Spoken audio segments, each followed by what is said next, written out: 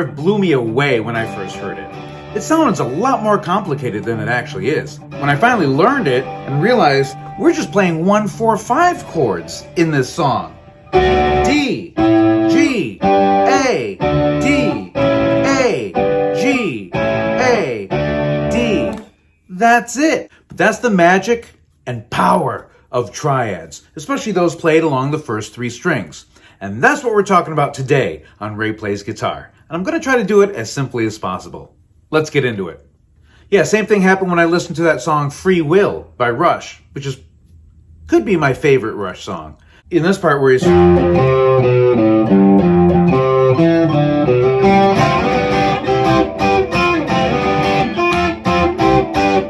When you hear that part, especially on top of the bass line, and hear those 2 parts together, I don't know, in my mind that just sounded like, what is going on? I don't even know what's happening. Those chords must be so complex that only the guys in Rush know how to accomplish that. Turns out, again, 1-4-5 triads, this time in the key of C.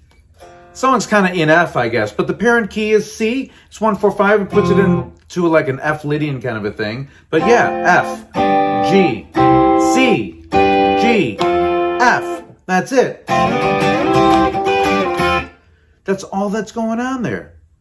Major triads, 1-4-5 triads on top of that. So, what is a triad? A major triad is just the first, third, and 5th notes of a major scale. If we pick this note, C, and use this as our first note of a major scale, C, 1, 2, 3, 4, 5. 1, 3, 5. There's our root, 3rd, and 5th. And that shape looks like this. Root, 3rd, 5th. So that gives us this shape right here. This is known as a root position triad because the root is the lowest note. Root position, root, 3rd, 5th. Now, 1, 2, 3. I can start with the 3rd as the lowest note. That gives us this shape. 3rd, 5th, root. My first finger's playing 2 strings. And it winds up looking like this. 3rd, 5th, root.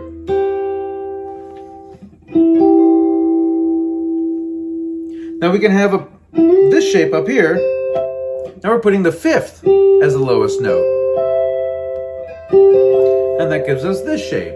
It's like a D-type chord. Root position. When we have the 3rd as the lowest note, that's known as a first inversion. With the 5th as the lowest note, it's called the second inversion. Root position. First inversion. Second inversion.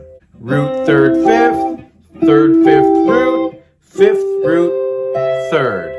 And those are our 3 major triadic shapes. Now, suppose we wanted to play a 1-4-5 progression using these shapes. Well, keeping it in the key of C, I can play a 1 chord here. I can play a 4 chord here. Wherever there's a 4, just move up a whole step, and you're at the 5 chord. 1, 4, 5, 1. That's all well and good, and all those chords we played as root position voicings. But as you can see in here, it's kind of like we're just moving this block around. We can kind of smoothen out that transition a little bit by using inversions.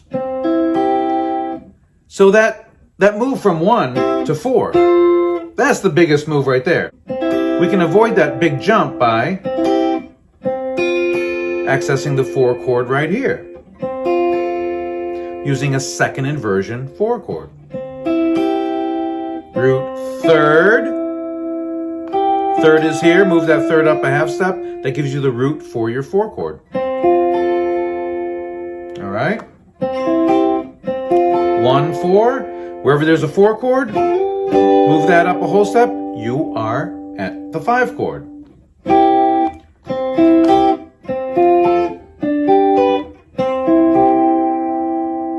Another option, 1 chord here, oops, 4 chord here.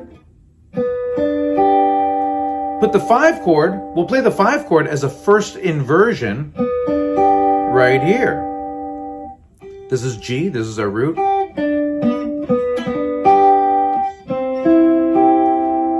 You can also think of it this way. If this is your 1 chord, we have a root, 3rd, 5th.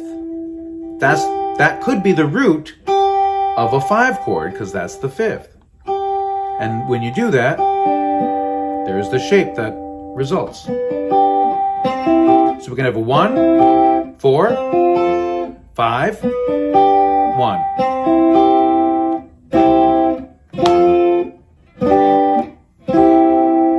If we start from a first inversion C triad, we have this shape. Here's our 3rd. Move that up a half step. That gives us the root of our 4th, which we can play in root position here. There's our 4. Here's our 1 chord. Here's the 5 of that chord, which means that's the root of the 5 chord, giving us that shape. So we have 1, 4, 5, 1.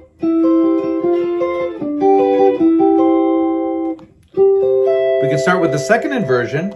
That gives us a 1 chord. Here's our 3rd. Move that up a half step. That's the root of the 4 chord. Gives us our F here.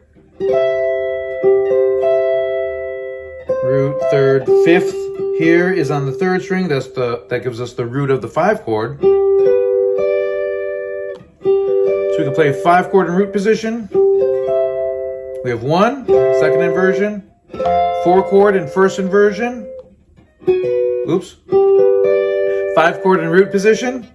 And then back to the 1 chord.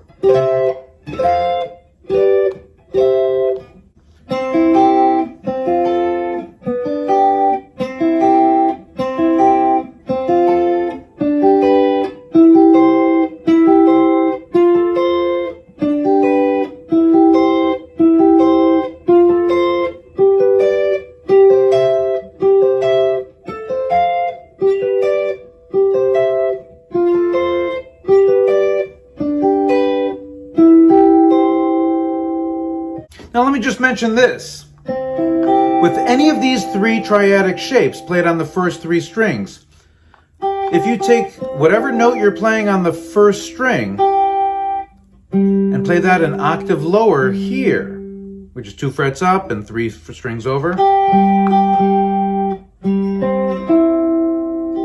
that gives you access to the triad located on the 2nd, 3rd, and 4th strings. Now I'm playing a 3rd, root, and a 5th.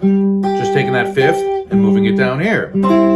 If we do that up here, we have a root, 5th, 3rd, and now a root. Root, 3rd, 5th, root. That shape looks familiar, doesn't it?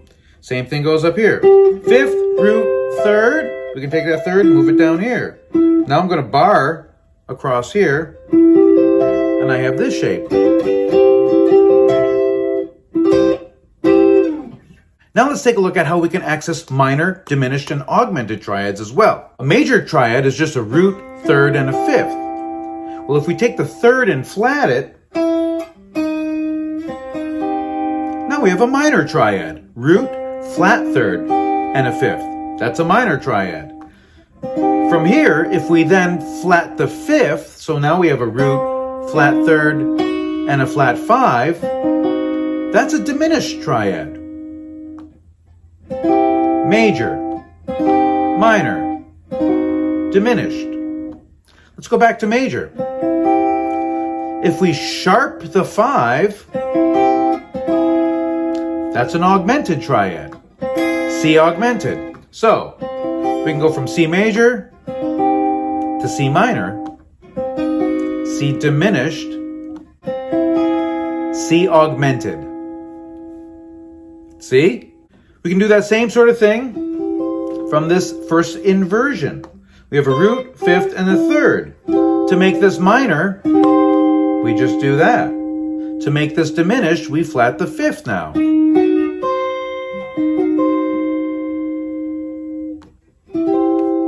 Going back to this major triad, to make this augmented, we take the fifth, located on the second string here, and sharp it. There's our augmented. C augmented, first inversion. Let's go up here. We have a C major. Third is on the first string. We're going to lower that a half step. Rearrange my fingers a little bit. There's a C minor triad. Flat the fifth. There's a C diminished triad. Going back to a C major, sharp the five.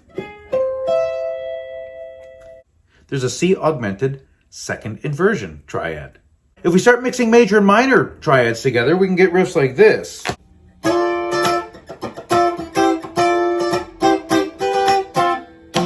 Oh no, it's just another brick in the wall.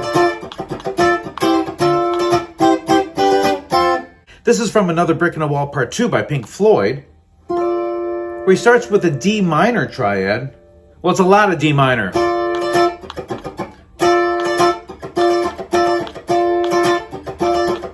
We don't need no education. It's a lot of that. But going into the chorus or going into the next section, he does this little run.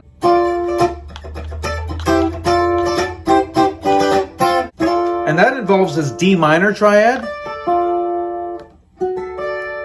That's how it would be major, but we're here minor, D, there's a root, fifth, and a flatted third. Then he uses the C major chord, still a first inversion major, first inversion minor, first inversion major.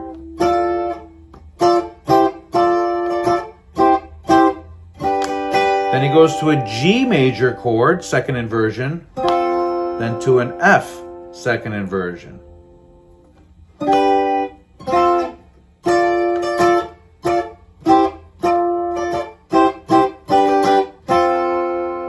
And one of my favorite riffs, I'm not kidding.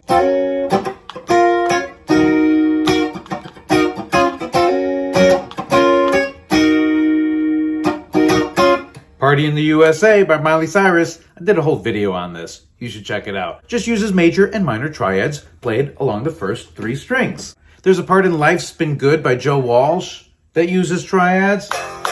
How does that go?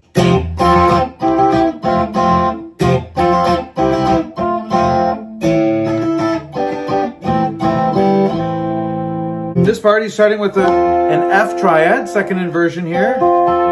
Roots on the 6th fret, second string. Then he goes to a C, root position. And then down to another F. First inversion here. And then over the A minor chord, he starts with an A minor triad. A, E, C, root third, fifth, root fifth flatted third, to